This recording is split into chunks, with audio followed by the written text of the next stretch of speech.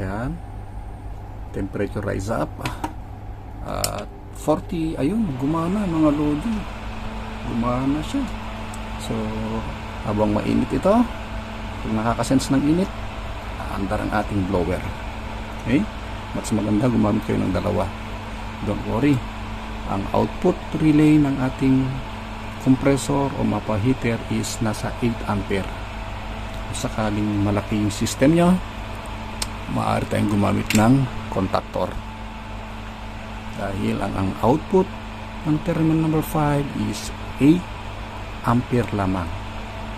So, antayin natin mga lodi na mag-cool down. Ilapit natin para i-cool down na.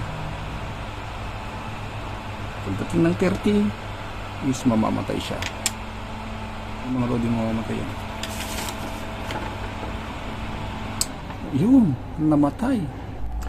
Welcome mga idol sa aking channel. Ngayong araw, gagawa tayo ng cooler ng ating inverter mga lodi. So, gamit itong Toyo cooling blower. Ito ay 19 watts, 60 Hz. At gagamit tayo mga lodi ng temperature controller. Ito ay Dixel XR30CX. At intended ito for cooling and heating purposes. So meron itong parameter na pwede sa hot. Ito yung load nya. Lalagay natin ito. Ang isa nito is neutral natin. At ang isang wire naman nito is ilalagay natin sa load ng compressor. Dito sa terminal number 5 is line for compressor. At itong terminal number 8 natin is line for neutral. So install natin mga lodi. Ayan nga pala. Kung gusto nyo tignan ito mga lodi, itong 7 4 at 1 is line. So tignan nyo mga lodi, sinuplayan ko lang sila. Take note, 1 3 at 7. At ito na yung ating AC line. Ito AC line, AC neutral na number 7. So kunin na natin yung isa mga lodi, lagyan natin sa terminal number 5. Ayun.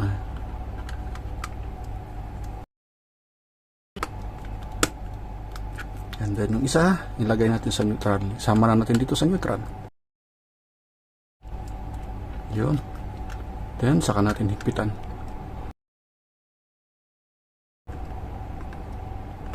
Ayan. So, no need na mga lodi na maglagay tayo ng wiring diagram. Sundan nyo na lang siya. Okay? Itong terminal number 11 saka 12 natin is para sa ating NTC sensor. Ito yung lalagay natin sa heatsink ng ating inverter. Itong 30CX natin na model ng Dixel is meron itong heating at cooling.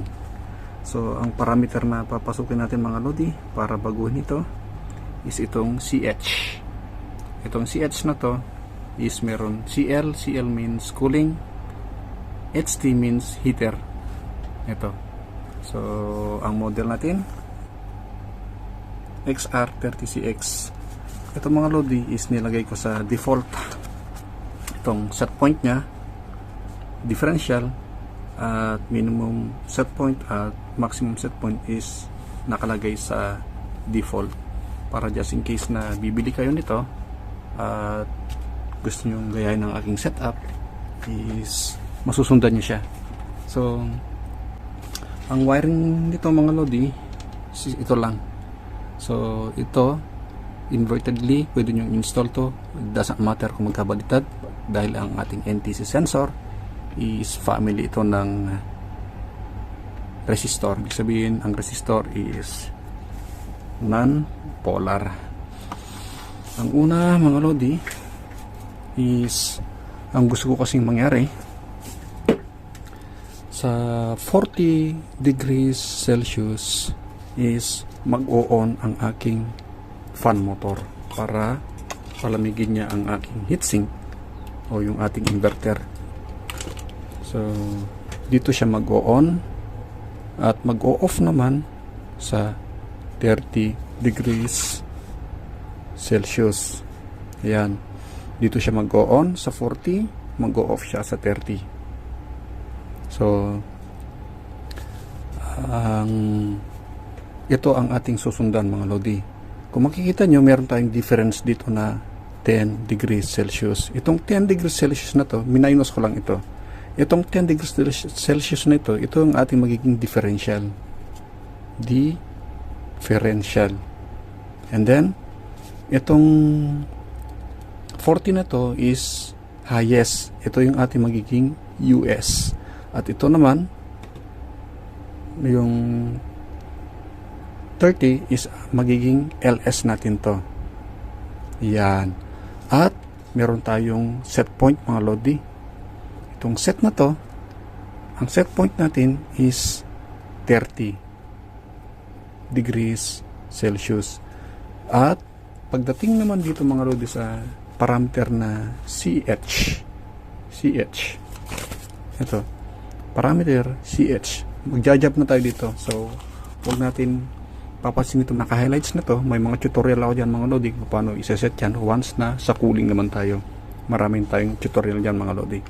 So, dito tayo mag-focus. So, ito yung sinasabi ko. Set, differential, HY differential, LS, at US. And then, proceed na tayo sa CH. Ito. Proceed tayo sa CH. Yun lang ang ating gagalawin. Okay? So, proceed tayo mga lodi. Ang una natin gagawin is yung set point. Ito. Set point. I-press ko lang itong set button na ito. Long press ko lang siya. Ayan. Once na nagbi-blink na, pwede natin yung baguhin. O gagawin natin set point natin ng 30 degrees Celsius. So, pinindot ko lang itong up button at nababago ko siya. Then, set to memorize. Yun, namatay. And then, para pasukin natin, ito na bago na natin to. Ito yung set point. Proceed tayo dito sa US, LS, saka CH. To do that, press the set and arrow down button for 3 seconds. And another set and arrow down button for 7 seconds to enter the hidden parameter. Sa hidden, nandun kasi lahat ng parameter. Then, let's locate for the HY. Yung HY, ito yung differential ko. Ito, HY. Gawin natin siyang 10. So, sinabi ko yung 2 na yun is kanyang default. Then, press set to memorize. Yan. And then, proceed tayo sa LS. Ang LS is lowest set point. Press set. At yan ang kanyang, ang LS natin mga lodi is 30. So, baguhin lang natin yan. Negative 55 na kanyang default. At gawin nating 30 degrees Celsius. Then, set to memorize. Then, after this, yung kanyang US. Yung US is highest set point. Press set. At yan ang kanyang value na default.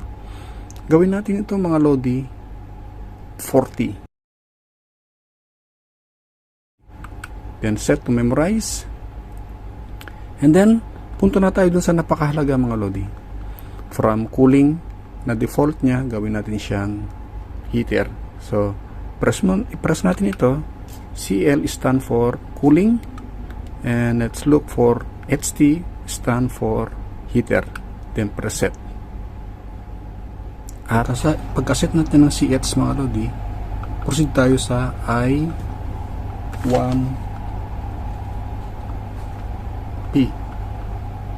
Press set. Itong CL is cooling. Ilipat natin sa OP. Then press set to memorize. Then after this, yung I1F naman is baguhin natin yan. From EAL, gawin natin HTR. HTR for heater. Then press set. Then it's all done. So sinadya ko mga Lodi na hindi isinama yan dito para dun sa mga nanonood na nag-skip ka agad, hindi nila mapapagana. Ayun, at naiset na natin mga Lodi. Ayan, dahil 29, gawin natin siyang 40 o para equal niya yung ating inverter. Ayan, temperature rise up at 40. Ayun, gumana mga Lodi, gumana siya. So habang mainit ito, kung nakakasense ng init, aandar ang ating blower. Okay, mas maganda gumamit kayo ng dalawa.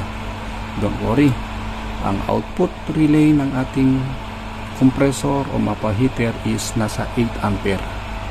Kung sakaling malaki yung system nyo, maaari tayong gumamit ng contactor, dahil ang output ng terminal number 5 is 8 ampere lamang. So antayin natin mga Lodi na mag cool down. Ilapit natin para i-cool down niya. Pagdating ng 30 is mamamatay siya.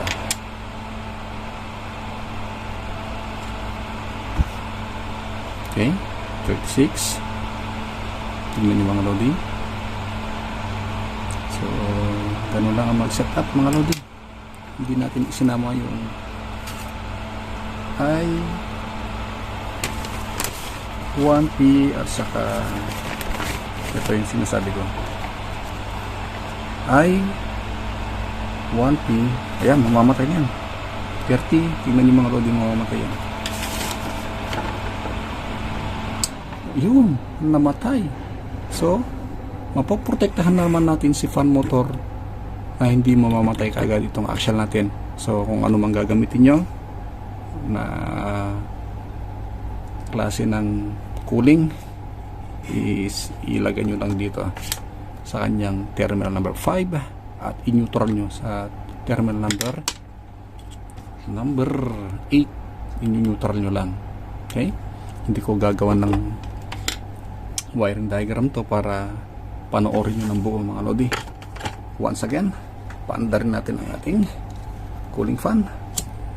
Pag ang ating inverter is pumalo sa 40, aandar siya. Take note, aandar. Ayun, aandar yan. Okay, may delay lang. Hintayin nyo, aandar yan. So ito yung isa, I1F. Okay, I1F. Dito yung selection nya. Tinagyan natin sa heater. Hindi ko i-skip ang video nito mga Lodi para makita nyo na mayroon protection itong Dixel na time delay. Kung sakaling sa cooling nyo gagamitin ito, hindi masisira yung inyong compressor. So kung bago ka sa aking channel mga Lodi, pakisupport po ako sa pamamagitan ng pag-subscribe at pag-click na rin ang notification bell para updated ka just in case na meron tayong bagong upload na video. Maraming salamat sa panonood mga kasolar. Ang solar setup ko nga pala mga Lodi ay 5 kilowatt DE on and off grid ang ating inverter at 1 string po lamang ang aking pinagana dahil yun ang kaya ng budget. Bali 2,500 watts lang mga Lodi. At naglagay din tayo ng battery na 48 volt system at ito ay 100 Ah lamang. At ang good news nito is hindi na nararamdaman ng aking mag-iina sa Pilipinas na brownout. At kasalukuyang sineset up ko pa siya, going to perfection na ang ating setting sa ating hybrid mga Lodi, dahil kinakapalan natin ito. Hindi ko na pinasetting to doon sa binilan ko ng inverter dahil kukunin nila yung serial number ng aking wifi, which is ayaw ko naman. Kaya kapakapa lang mga Lodi, almost ready for perfection na siya. Ayan, umandar mga Lodi. So gumana yung delay nya, may delay siyang 3 minutes. Ang delay kasi mga lodi is good for cooling sa ating compressor, just in case na nagka-problema is hindi ka agad mag-i-start ang ating compressor, hindi masisira. So pwede naman natin tanggalin yung delay na yon, don't worry. Yung iba is wala na siyang delay. So antayin lang natin, palamigin natin itong sensor nya at mamamatay yan sa 30. Sa ganitong setup mga lodi, dalawa ang ating pinoprotektahan dito, yung fan na nagpapa-cool at yung inverter. So itong setup na to mga lodi is hindi ko rin nagagawa ito sa ating inverter na DAE 5 kilowatt dahil nasa abroad tayo. Sinishare ko ito para maprotektahan nyo ang inyong setup, para hindi nakababad ang inyong cooling. 24 hours na tumatakbo, pag 30 na mamamatay na yan. Yun, success. Salamat sa panonood, hanggang sa muli, God bless.